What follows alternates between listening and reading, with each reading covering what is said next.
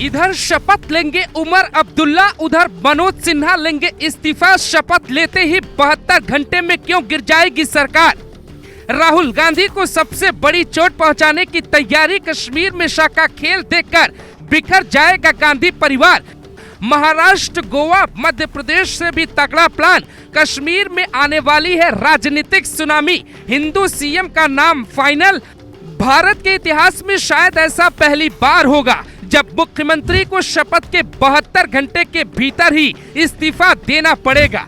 कश्मीर में बेशक बीजेपी दूसरी सबसे बड़ी पार्टी बनी है, लेकिन हिंदू सीएम बनाने का सपना अभी भी साकार हो सकता है। अमित शाह नरेंद्र मोदी को कश्मीर में हिंदू सीएम का तोहफा भेंट करना चाहते हैं।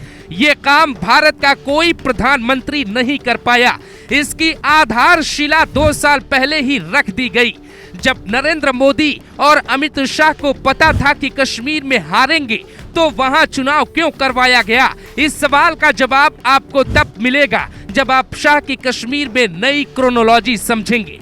जब महाराष्ट्र में साल 1980 में अब्दुल रहमान अंतुले 2 साल के लिए मुख्यमंत्री बन सकते हैं, तो फिर कश्मीर में कोई गद्दाधारी नेता सीएम क्यों नहीं बन सकता?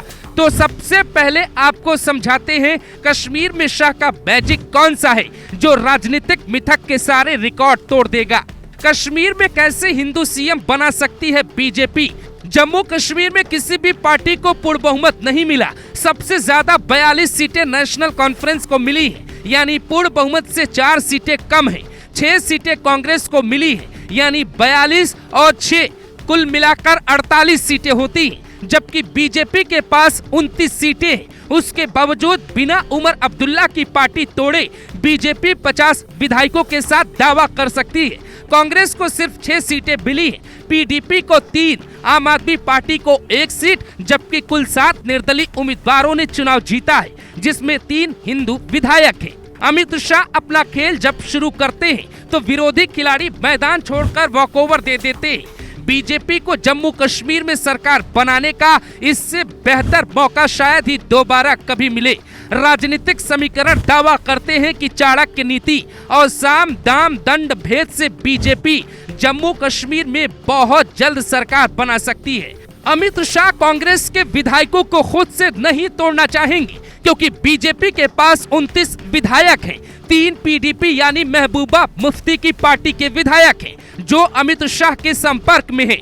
7 निर्दलीय विधायक भी बीजेपी के संपर्क में हैं, जिसमें 3 हिंदू विधायकों ने अपना इशारा भी दे दिया, यानी 29 बीजेपी के, 3 पीडीपी और 7 निर्दलीय बराबर 39 की संख्या हो जाती है। 39 बहुमत से कम है, तो फिर बीजेपी क्या करेगी?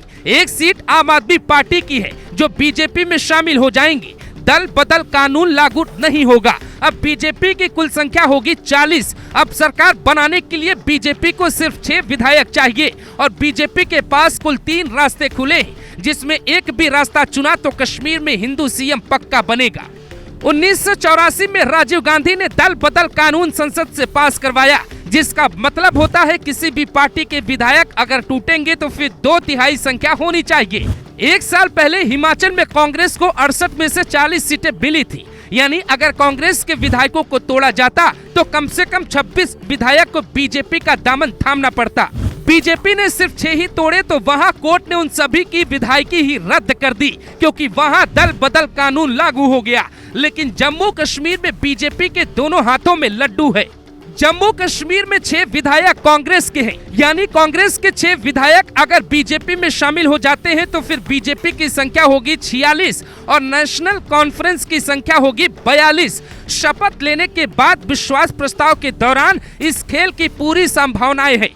अमित शाह का पूरा फोकस हरियाणा के शपथ में नहीं, बल्कि जम्मू कश्मीर में सरकार बनाने की तरफ है।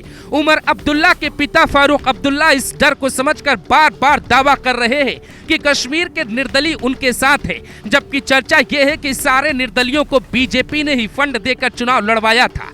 भारत के इतिहास में कश्मीर हमेशा भारत से अलग दिखाया गया। साल 1965 तक वहां के मुख्यमंत्री को प्रधानमंत्री कहा जाता। 2019 में बीजेपी ने 370 हटाया, जम्मू कश्मीर में भारत का संविधान लागू करवाया और कश्मीर का संविधान हटाया। केंद्र शासित राज्य बनाकर कंट्रोल मोदी ने अपने हाथों में लिया। वहां बीजेपी के नेता मनोज सिन्हा राज्यपाल हैं। सब जानते हैं होगा वही जो शाह कहेंगे। इसीलिए नरेंद्र मोदी अपने जीवन में कश्मीर में हिंदू सीएम का ख्वाब पूरा करने के बेहद करीब हैं और उन्होंने शाह से ये इकलौता तोहफा मांगा है। ऐसा करने से भारत की पीओके की लड़ाई आसान हो जाएगी। इसीलिए बीजेपी साम दाम दंड और भेद वाली ताकत से 72 घंटे में ही कुछ भी करने की स्थिति में है।